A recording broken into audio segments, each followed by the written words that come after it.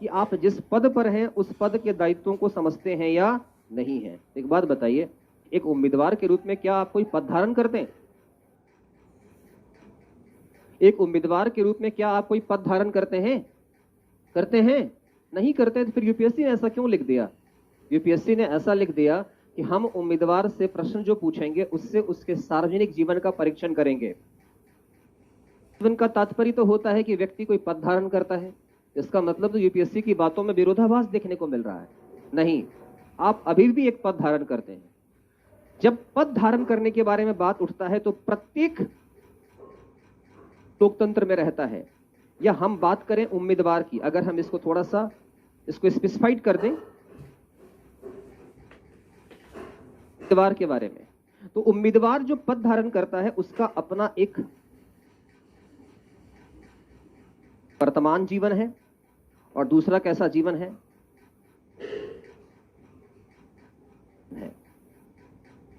Present life है, दूसरा future का लाइफ है। प्रेजेंट लाइफ में अगर देखें तो अभी आप क्या हैं?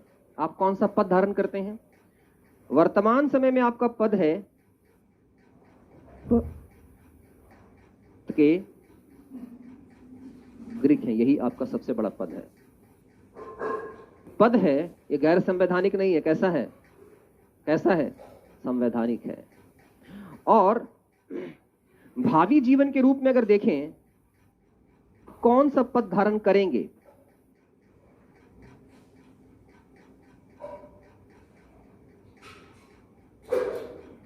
करेंगे कौन सा पद धारण करेंगे? धारण करेंगे में भी तकलीफ होती है तो सिविल सेवक बनना बड़ा मुश्किल है। तो क्या है, भावी जीवन में आप पद धारण करेंगे और एक सिविल सेवक के पद पर आप जाएंगे। तो एक बात समझने योग्य है कि नागरिक के रूप में आपके कुछ अधिकार हैं। नागरिक के रूप में आपके अधिकार हैं,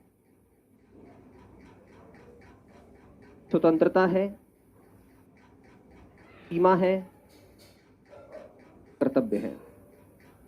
एक सिविल सेवक के रूप में अधिकार है, स्वतंत्रता है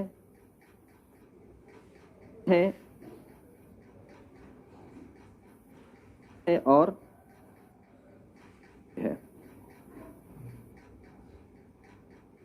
है कोई पद धारण करते हुए, चाहे आप एक नागरिक के रूप में पद धारण करें, चाहे आप एक भावी सिविल सेवक के रूप में पद धारण करें, दोनों स्थिति में आपके पास अधिकार है, स्वतंत्रता है, आपकी अपनी सीमाएं हैं, आपके लिमिटेशंस हैं।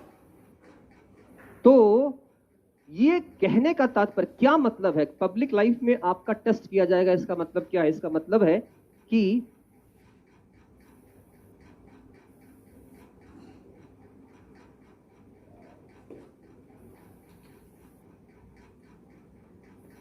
आप इसके अंतर्गत रहते हुए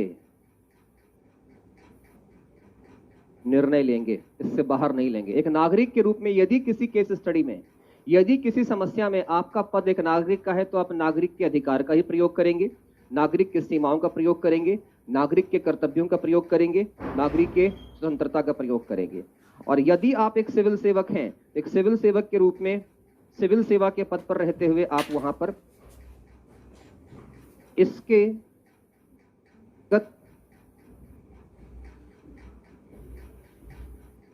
निर्णय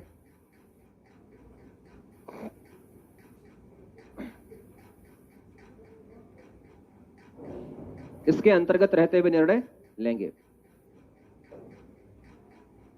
इस चीज को समझने के लिए हम फिर एक कुछ केस स्टडीज का, इसको समझने के लिए देखें कि कहां एक नागरिक के रूप में आपका टेस्ट किया जा रहा है।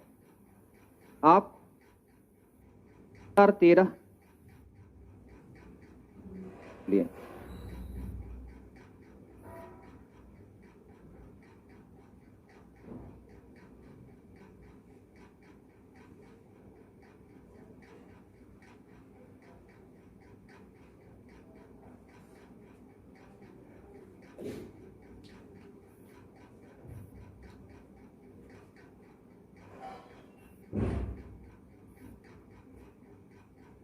बदल कैसे गया इंग्लिश में भाई?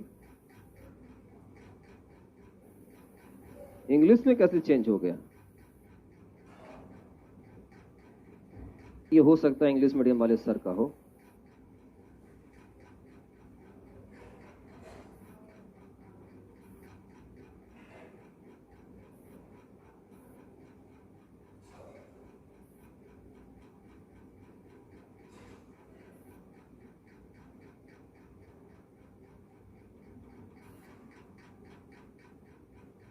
दो 2013 का क्वेश्चन नंबर 11 पढ़िए।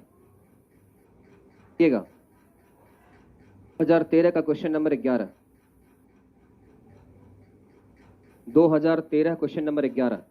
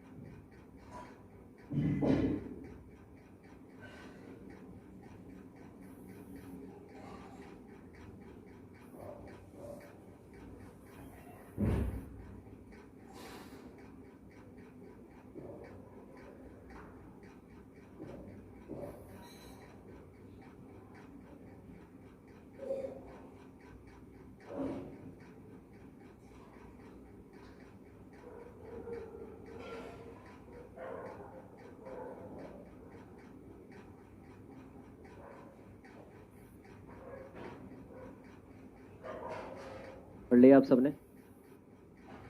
पढ़ लिया? अब जरा एक बात समझिएगा। एक बात बताइए, इस केस में जहां लिखा हुआ है कि आप तमिलनाडु के एक पटाखा फैक्ट्री में घूमने के लिए गए, 2013 का क्वेश्चन नंबर 11, इससे क्या निकल कर आ रहा है? इससे ये निकल कर आ रहा है 2013 के क्वेश्चन नंबर 11 में कहता है कि आप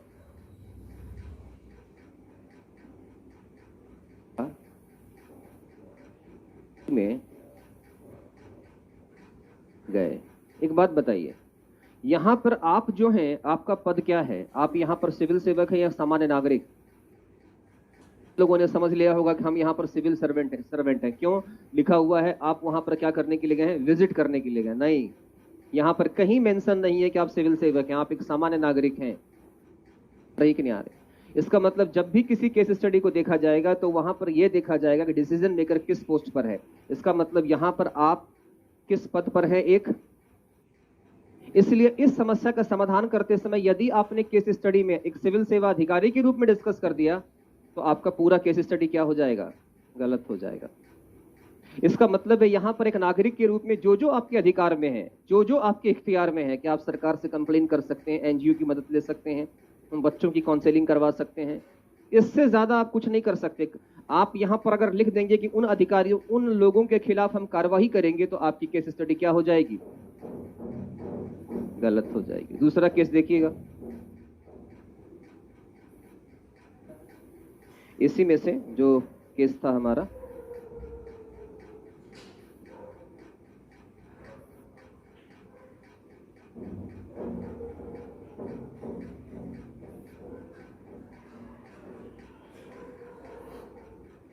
पढ़िए आप, फर्स्ट नंबर केस पढ़िए। साधारण ऊपर का 2-4 लाइन पढ़ लीजिए, आपको समझ में आ जाए। कहता है एक जन सूचना अधिकारी को सूचना का अधिकार अधिनियम के अंतर्गत एक आवेदन मिलता है। सूचना एकत्र करने के बाद उसे पता चलता है वह सूचना स्वयं उसी के द्वारा लिए गए कुछ निर्णय से संबंधित है जो पूर्ण रूप में सही नहीं थे। इस निर्णय में अन्य कर्मचारियों के भी सहभागी थे। सूचना प्रकट होने पर स्वयं उसके तथा अन्य मित्रों के विरुद्ध वगैरह वगैरह सब कुछ दिया। एक बात बताइए, यहाँ पर सूचना अधिकारी के बारे में बात किया जा रहा है, तो सूचना अधिकारी के स्तर पर यह जो, या इस केस में जो पब्लिक लाइफ को टेस्ट किया जा रहा है, तो पब्लिक लाइफ में बैठा व्यक्ति नागरिक तो है, मगर नागरिक से बढ़कर क्या है? वो एक सिविल सेवक है। बात समझ में आ रहा है कि नहीं आ रहा है? तो इस केस में जब आप डिस्कशन कर रहे होंगे तो उस कंडीशन में क्या होगा कि आप वहां पर एक सिविल सेवक के रूप में केस स्टडी का सॉल्यूशन करेंगे। तीसरा देखिए, इसी में सबसे लास्ट नंबर केस स्टडी देखिए। कहता है आप उभरती हुई एक सूचना तकनीकी कंपनी के कार्यकारी निदेशक हैं जो बाजार में नाम कमा रही है। कंपनी के नायककर्ता क्रय विक्रय दल के प्रमुख श्री ए हैं। 1 वर्ष की अल्प अवधि में उन्होंने कंपनी के राजस्व को दोगुना करने में योगदान दिया है और कंपनी के शेयर को उच्च मूल्य वर्ग में स्थापित किया है, जिसके कारण आप उन्हें पदोन्नत करने पर विचार कर रहे हैं। परंतु आपको कई स्रोतों से महिला सहयोगियों के प्रति उनके रवैये की, विशेषकर महिलाओं पर असंगत टिप्पणी करने की आदत की सूचना मिल रही है। इसके अतिरिक्त वह दल के अन्य सदस्यों, जिनमें महिलाएं भी सम्मिलित है, को नियमित रूप से अभद्र SMS भेजा करते हैं। केस आपको समझ में आ रहा होगा। एक बात बताइए, यहां पर आप क्या हैं?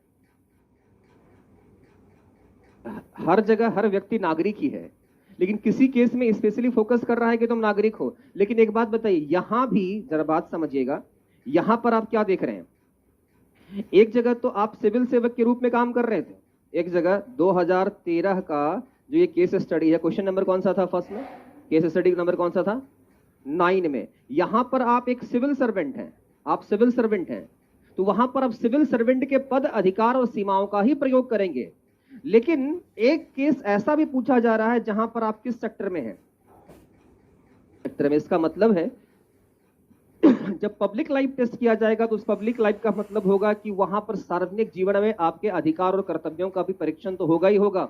निजी क्षेत्र में भी आपके जिस पद पर हैं उस पद से संबंधित जानकारी का परीक्षण किया जाएगा। क्लियर है? तो एक बात आप समझ रहे हैं, धीरे धीरे छोटे छोटे शब्दों को डिस्कस करते जा रहे हैं, साथ में केस स्टडी। मुझे लगता है 2-3 दिन में ही आपको पेपर 4 का रुतबा समझ में आ रहा होगा, पेपर 4 का डिमांड क्या है और कैसे हम आगे बढ़ रहे हैं, और आपको समझ में आ रहा होगा हम सिलेबस का डिस्कशन क्यों कर रहे हैं। चलिए आज की परिचर्चा कल रखें।